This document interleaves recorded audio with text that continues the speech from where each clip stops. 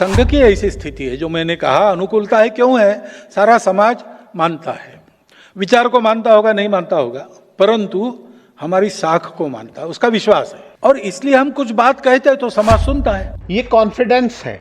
आप हमें मानो या नहीं मानो, आप हमें सुनोगे जरूर। आरएसएस प्रमुख मोहन भागवत ने जो कहा, बात उससे कहीं गहरी है। बिटवीन द लाइंस पढ़ने वाले इसे समझ गए। सीधी बात है, मोहन भागवत ने बिना कहे ही आज के भारत में राष्ट्रीय स्वयंसेवक संघ यानी आरएसएस की ताकत को सामने रख दिया। लोग समझ गए कि भागवत ने बिना कहे बता दिया कि आपको आरएसएस को सुनना होगा। सुनोगे तो सराहोगे भी और आगे पीछे मानोगे भी। मोहन भागवत को जानने वाले मानते हैं और निजी बातचीत में कहते भी हैं कि वो बड़ी बड़ी बातें कहने यानी अपनी ताकत के बखान में भरोसा नहीं करते। पहले कभी ऐसा देखा भी नहीं गया है। ये आरएसएस की परंपरा नहीं है। वो आरएसएस के छठे प्रमुख हैं। कुछ मामलों में अपने से पहले के प्रमुखों से अलग हैं, लेकिन परंपरावादी ज़रूर हैं। और कई लोग दावा करते हैं कि वो सबसे कामयाब आरएसएस प्रमुख हैं। किस आधार पर उन्हें सबसे कामयाब कहा जाता है, इसके बारे में हम इसी वीडियो में आगे बात करेंगे। लेकिन अभी बता देते हैं कि जून 2024 तक मोहन भागवत ने ऐसे बयान दिए हों जहां वो अपनी आरएसएस की ताकत जाहिर कर रहे हों, ऐसा याद नहीं आता। लेकिन आज कई लोगों को लगता है कि अगस्त 2025 का ये बयान सिर्फ उन लोगों के लिए नहीं था जो आरएसएस की विचारधारा के आलोचक या विरोधी हैं।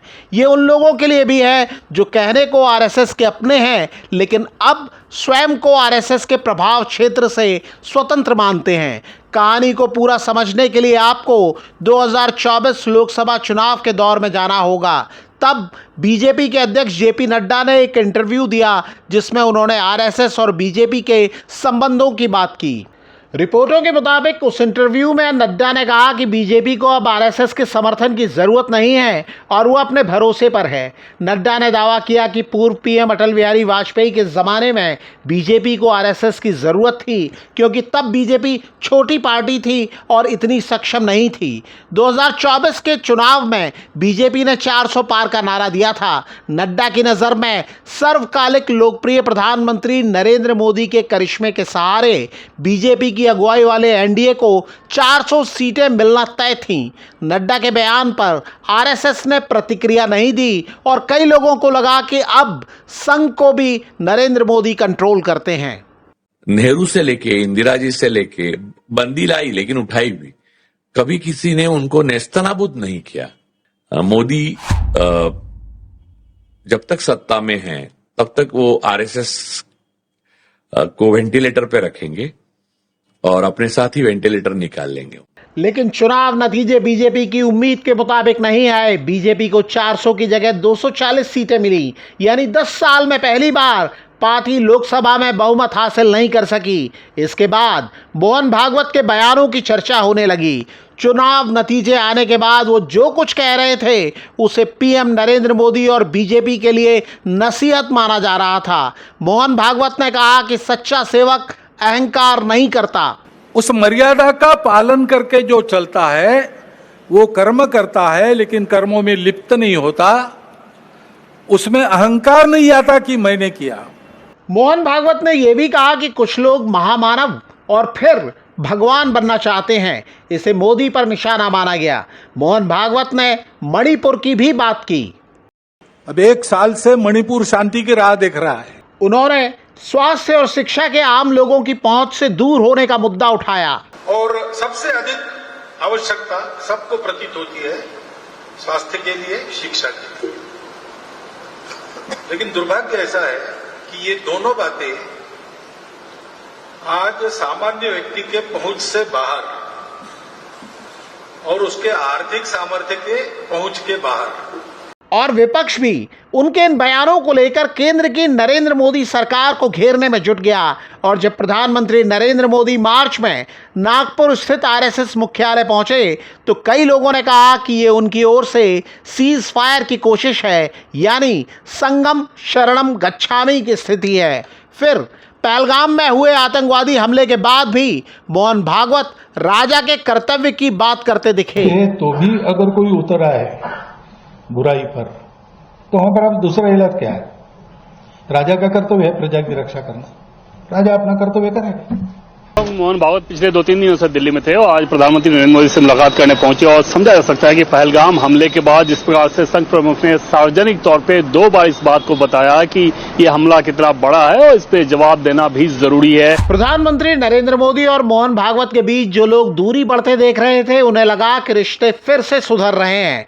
कई लोग याद दिलाने लगे कि 2013 में मोदी को बीजेपी का पीएम उम्मीदवार बनाने में मोहन भागवत का क्या रोल था। मोहन भागवत 2009 में संघ के प्रमुख बने थे।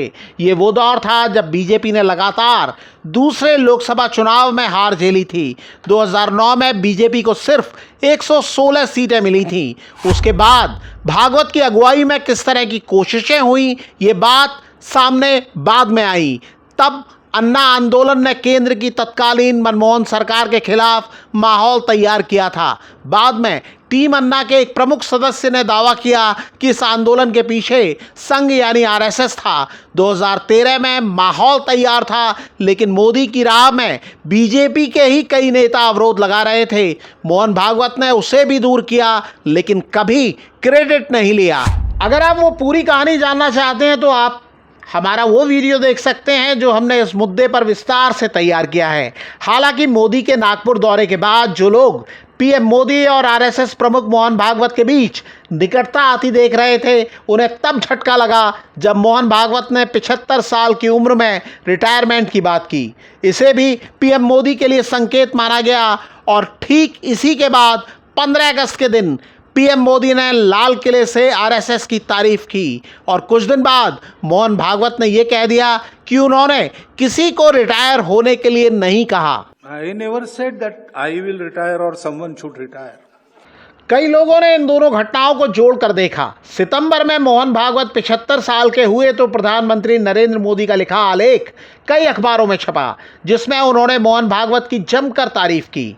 और 1 साल पहले बीजेपी के अंदर और बाहर जो लोग मान रहे थे कि आरएसएस और मोहन भागवत भी पीएम मोदी के इशारे पर चलते हैं, वो इसके ठीक उलट राय देने लगे। वो कहने लगे कि असल बॉस तो मोहन भागवत हैं।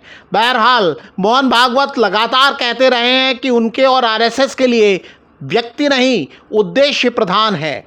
और हम कभी भी ब्लाइंड फॉलोअर्स नहीं बनेंगे और हम तत्व प्रधान है, व्यक्ति प्रधान नहीं है। लेकिन मोहन भागवत ये कहना नहीं भूलते कि आरएसएस जहां स्वतंत्रता देता है, वहीं ये भी याद दिलाता रहता है कि आप बाकी चाहे जो करें, लेकिन आरएसएस के निर्णय को टाल नहीं सकते। ये स्वातंत्र्य स्वयंसेवकों को डॉक्टर साहब के जमाने से है, तो जो निर्णय दिया है वो मानना है। कई लोग दावा करते हैं कि यह स्थिति पहले कभी आरएसएस या उसके किसी प्रमुख की नहीं रही। पीएम मोदी ने भी अपने आलेख में कहा कि भागवत जी का कार्यकाल संघ में सर्वाधिक परिवर्तन का कालखंड माना जाएगा। इस बदलाव के दर्शन आरएसएस के अंदर भी होते हैं और देश में भी। मोहन भागवत को सबसे कामयाब आरएसएस प्रमुख बताने वाले याद दिलाते हैं कि जम्मू कश्मीर से आर्टिकल 370 हटाने और राम मंदिर निर्माण जैसे आरएसएस के पुराने सपने पूरे हो चुके हैं और 100वें बरस में आरएसएस शिखर पर दिखता है और उस शिखर पर खड़े होकर मोहन भागवत पूरे गर्व से आरएसएस की शक्ति की बात कर रहे हैं। आप इसे लेकर कुछ कहना चाहते हैं तो कमेंट करके हमें बता सकते हैं। जिस बात का निर्णय किसी बात से नहीं होता, उस बात का निर्णय शक्ति करती है। जिसकी लाठी उसकी भैंस, ये अंततोगत्वा हो ही जाता है।